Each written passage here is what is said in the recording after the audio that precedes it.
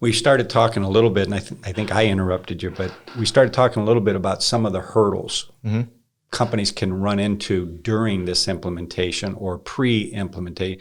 And continue that thought a little bit, because I think it's important for companies to think about prior to starting, what are these things I better be considering Sure.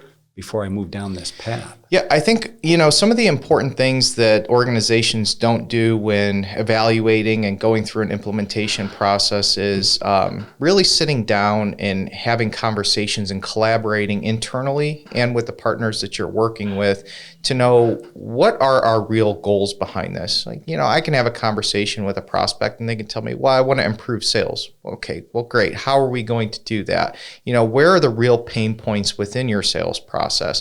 What else can we do to improve upon this? What can we automate for you? So really putting a lot of thought and collaboration internally with your group, I think, is key to ensuring a successful implementation. And I do see some organizations that don't really do that. They kind of throw something against the wall and see if it sticks. And that's never a recipe for success there. So having a detailed action plan in terms of where you're looking to, and that can shift and change a million different ways by the time it's all said and done, that's fine.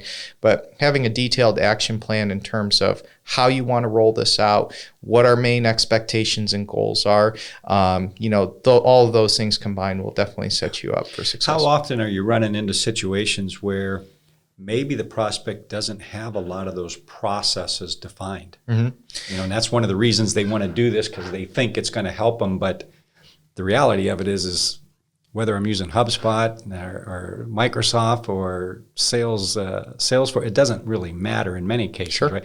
If I don't have a process. So how often are you having to help just define the process for them? That comes up very frequently. A very large percentage of the implementations that we do, from our initial conversations is, I really don't have specific goals, KPIs, metrics, or processes that are defined for our sales team or our service team or whatever the case may be. So as a partner, it's our job to provide that consultation over to them. Say, hey, we've worked heavily in your industry, and here's how. So a prospect doesn't need to sit back and say, hey, I'm not going to pursue this until I define all of this. They could leverage a partner to help them through that process. Exactly right. Yeah, that's one of the main benefits of using a partner is finding someone who can provide that consultation and be that sounding board for you and really have those open conversations with your organization to say, hey, no problem. If you don't have the processes defined, let us help you get there, right?